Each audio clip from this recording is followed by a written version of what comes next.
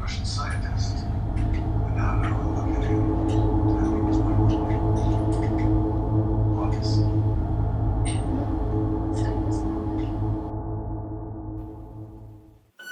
Rogério Alves e João Pedro Varandas, irmão do Frederico, ambos sócios fundadores da empresa de advocacia R.A. e Associados, estudavam desde março de 2018 um potencial candidato à presidência do Sporting Clube de Portugal. Rogério Alves e o sócio, irmão de Varandas, não queriam ser eles candidatos. Começaram a estudar opções. Tinham tempo. Entendiam que deveriam iniciar a construção da reputação e notoriedade de um futuro candidato. Era importante preparar a opinião pública. Sobre este tema, faço desde já uma declaração. Não sou contra alguém ponderar futuros candidatos, seja em que altura for. Acho normal e salutar que aconteça.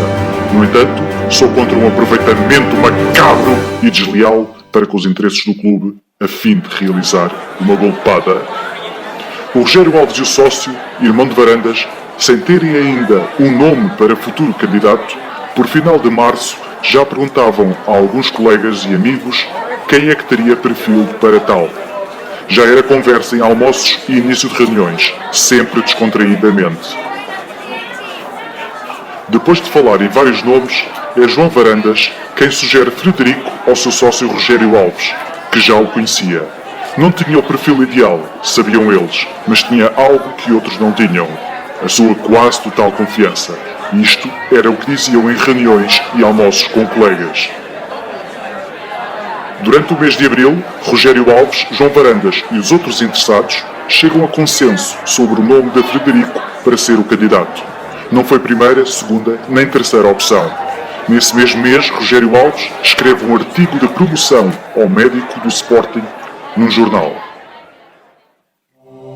João Varandas e Rogério Alves, com os restantes stakeholders, decidem não fazer muita promoção à volta de Frederico. Apesar da necessidade de promoção da sua reputação, era arriscado e demasiado provocado. O foco era continuar a preparar uma outra operação com amigos. Escolhido Frederico, e aproximando-se o final da época 2017-2018, Rogério Alves, João Varandas e outros stakeholders seguiam agora a todo o gás com o plano de destituição de Bruno. Frederico recebia instruções de como agir internamente no clube, posicionando o dinamite. Os sócios Rogério e João e os respectivos stakeholders começavam a tratar da coleta de assinaturas para uma AG de destituição de Bruno. Estávamos em abril. Mas era preciso um mote principal, e esse estava a ser cozinhado em lume médio. Tinha de acontecer no final da época. Entretanto, dentro do clube, Frederico ia fazendo o papel que Rogério e João lhe mandaram. Instigar. Embora só tivesse uma ligação mais forte com um pequeno núcleo de jogadores, estes incluíam os importantes capitães, insatisfeitos por não os terem deixado sair. João Varandas e Rogério Alves estavam em contacto regular com alguns dos stakeholders que preparavam o cashball. As assinaturas para a AG de destituição também já estavam quase prontas. Tudo estava encaminhado à entrada do mês de maio. Enquanto isso, Marta Soares diz que não estava disponível para recandidatar-se como presidente da mesa. Antevendo momentos difíceis de gerir em Assembleias Gerais, onde seria preciso alguém de pulso forte, surpreendentemente, Rogério Alves disponibiliza-se para o cargo. João e os restantes stakeholders aceitam. João e Rogério, durante estes meses, mantinham reuniões regulares com dois elementos que faziam a ligação com as pessoas-chave na comunicação social. Era brutalmente importante que os mídia, especialmente um grupo, mantivessem o clima de animosidade para com Bruno. Já após o incidente no aeroporto da Madeira, Frederico não tirou nenhuma ideia. Ebaruini quem, no dia seguinte, lhe diz que Fernando Mendes está a planear uma visita à academia com alguns membros da Juventude Leonina. Ele queria também incluir pessoal amigo dos Casuals para fazerem mer. Nesta história, não foi possível apurar os passos que levaram a que os casuals se intrometessem na ida a Alcochete, mas é de domínio público que a sugestão de Barbini foi aceite. Os elementos da juventude leonina não terão logo estranhado, pois era normal os casuals juntarem-se. Chegado o fatídico dia de 15 de maio de 2018, a invasão à Academia era um extra, e foi mesmo uma coincidência ser no mesmo dia em que é lançada, num grupo de mídia, a preparada Operação Cashball. Segundo palavras do Rogério, Alcochete era a cereja no topo do bolo. Ainda neste dia 15 de maio, durante a manhã, Rogério recebeu alguns telefonemas e mensagens de stakeholders, congratulando-o pelo rumo dos acontecimentos. Mas de forma inteligente não se referiam exatamente a quê. Há que evitar deixar vestígios. Alcochete só seria à tarde. Após a invasão à Academia, sobre a qual estava a par por Barbini e pelo diretor de segurança, Frederico liga ao seu irmão. Este corre pelo escritório para a sala do Rogério, colocando a chamada em voz alta. O nervosismo e a excitação estava presente. Do lado de fora, sentia-se. Todos concordam que a invasão parecia ter ido longe demais, mas agora não havia nada a fazer. O importante era capitalizar os efeitos da melhor forma. É pedido a Frederico que saia de Alcochete assim que possível e fale com Barbini pessoalmente, e não por telefone. Tinha existido um descontrole na invasão à Academia, disse Barbini. Este evento não tinha sido planeado por João, Rogério e restantes. Apenas tiveram conhecimento e nunca pensaram que tomasse aquelas proporções. Mas bastaria isso para serem considerados cúmplices. Os dias seguintes foram vividos num frenesim em 2 gabinetes daquele escritório de advocacia. Estavam convencidos que a pressão social e dos mídia levaria à admissão do presidente do clube. O peão Jaime foi também instruído a demitir-se e a convencer os outros. Entretanto, estava demorada a recolha de assinaturas para uma AG de destituição. A par disso, a coleta não era mais do que várias folhas soltas com assinaturas e números de sócio. Todos sabiam que não serviriam, mas estavam convictos que não seria necessário num cenário de demissão. Ainda faltava alguns dias para Frederico se demitir e anunciar candidatura, mas na expectativa da queda da atual direção, estava preparado o discurso e a entrada em cena do médico do clube. Parte do grupo dos amigos de JJ já sabia que Frederico iria ser candidato. Jaime e os restantes membros da mesa da Assembleia Geral já se tinham demitido. O Conselho Diretivo, apesar de algumas desistências, mantinha-se de pé. O plano inicial de marcar a AG de destituição voltava a ganhar relevo neste contexto. Preparava-se o texto formal, pois já existiam as folhas soltas com assinaturas. Num telefonema do advogado João, Marta Soares é informado para que marque imediatamente a AG de destituição. No entanto, para validar do clube, era importante que ninguém dos serviços observasse o pedido e as assinaturas, pois não obedeciam aos critérios. Naqueles dias, Frederico confirma a João e Rogério que há jogadores preparados para rescindir contrato com a SAD. Já teriam falado com os seus empresários e queriam suporte para fazer as cartas. É designado um advogado da firma para esta tarefa, que se encontrou com um jogador. No final de maio de 2018, discute-se na RA e Associados o último passo de Bruno, a criação de uma comissão transitória da MAG. É decidido e comunicado a Jaime que deveria argumentar a não oficialização da sua demissão, pelo que continuaria em funções. Esta situação veio abrir uma janela de oportunidade.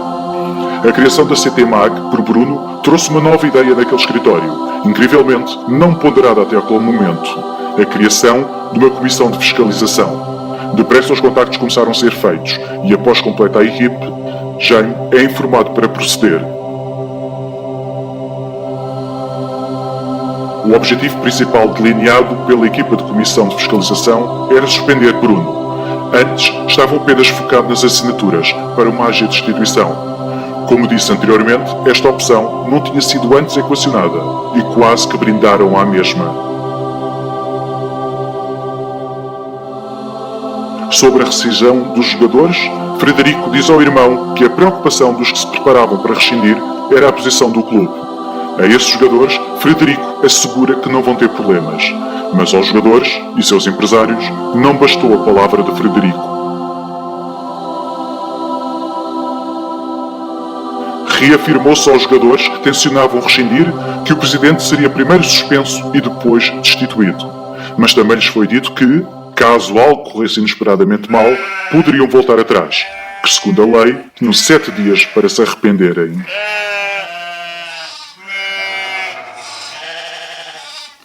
Começaram a cair as rescisões de alguns jogadores. Por essa mesma altura, Henrique, cabecilha mandatado para a Comissão de Fiscalização, mais Rita e Duque, começou a preparar a preparação do documento que visava a suspensão imediata do presidente. A golpada estava a todo o gás. No escritório de advogados da Avenida Álvares Cabral, começava-se agora a reunir nomes e a fazer contactos para quem estaria na futura Comissão de Gestão. Não tinham muitos dias até à suspensão do presidente, e esta comissão teria de estar pronta antes.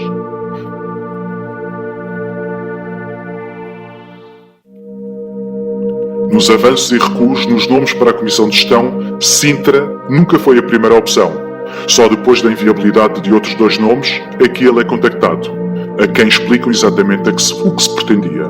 O ex-presidente mostrou-se disponível e ficou de confirmar em 24 horas.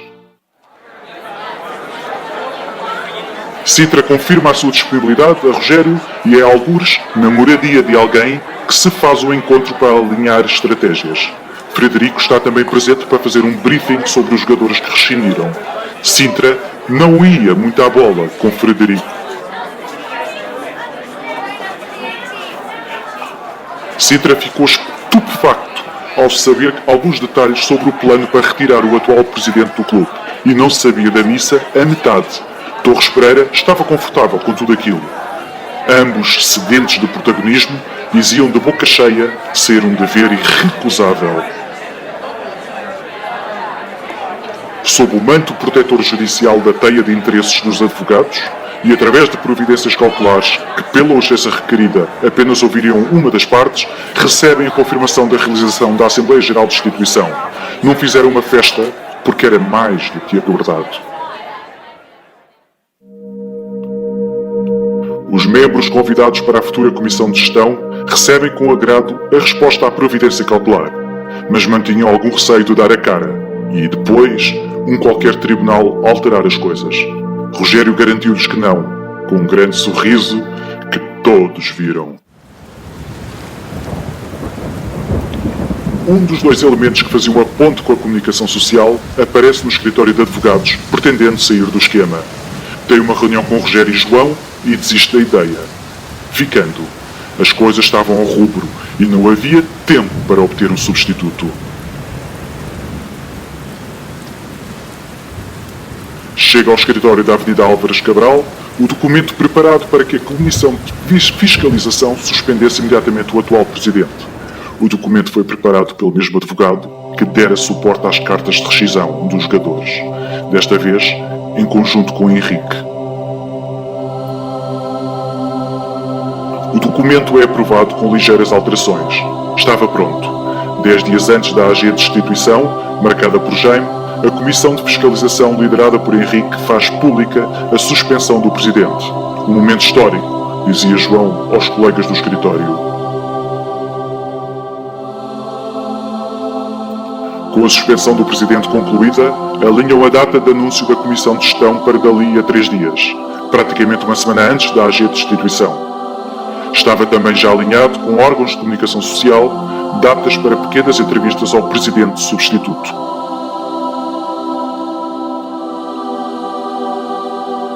No final deste mesmo dia, o presidente da altura, após a confirmação de mais 3 rescisões, anuncia que a SAD estaria a trabalhar com os melhores advogados do mundo, da área do desporto. Essa informação iria criar algum celeuma nos jogadores e seus empresários. Em consequência disso, sucedem-se novos contactos dos jogadores que rescindiram e seus empresários. O tom era de preocupação, mas mais uma vez é garantido que não seriam levantados quaisquer problemas pelo clube, desde que assinassem com clubes que aceitassem chegar a um acordo. Faltava um dia para aquela que se tornou uma das ações principais do assalto ao poder. Por incrível que pareça, havia indivíduos nomeados para as comissões e outros envolvidos, naifes ao ponto de julgarem que tudo aquilo era uma ação de salvação. Pobres inocentes nas mãos destes golpistas.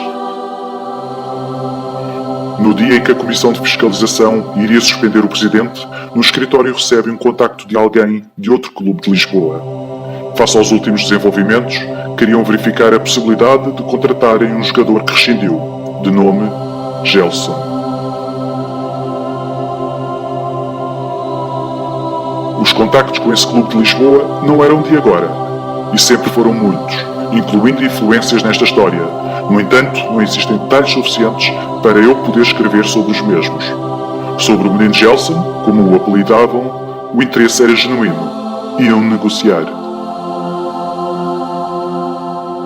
Devido ao turbilhão de coisas a acontecer nas próximas semanas, a negociação de Gelson com o clube de Lisboa teria de aguardar.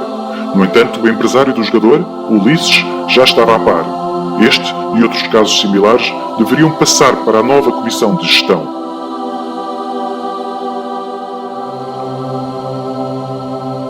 A comissão de fiscalização anuncia então a suspensão do presidente. Embora já formada, a comissão de gestão só seria anunciada por Jaime 2 dias depois. Estes advogados, muito habituados a jogadas sinuosas e maquiavélicas, sentiam-se bem e a boa disposição via-se. Rogério e João não estavam permanentemente em contacto com todos os stakeholders neste processo. O objetivo traçado era pôr as mãos no clube novamente, para controlar o seu desígnio. A visão para o futuro do clube era diferente. Não era só o dinheiro que importava.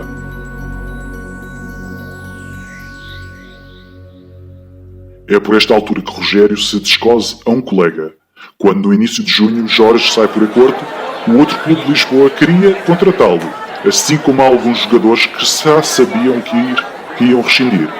Mas isto poderia condicionar a saída do Bruno, causando revolta nos sócios.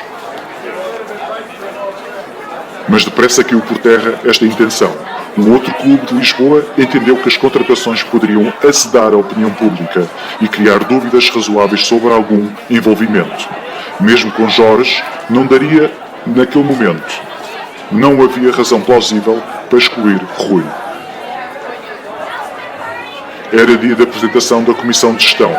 As linhas condutoras para Torres e Sintra estavam dadas, mas ainda mantinham algum receio pela impulsividade de Sintra naquela posição. Durante os próximos tempos, era necessário manter as rédeas tensas para não descambar. Assim, termina uma espécie de thread de 57 tweets sob a perspectiva do lado a que eu gosto de chamar de o epicentro da golpada. O que se passou no Sporting Clube Portugal esteve sendo planeado desde o início de 2018 e, em grande parte, orquestrado a partir de um escritório de advocacia. Não percam as reações a seguir.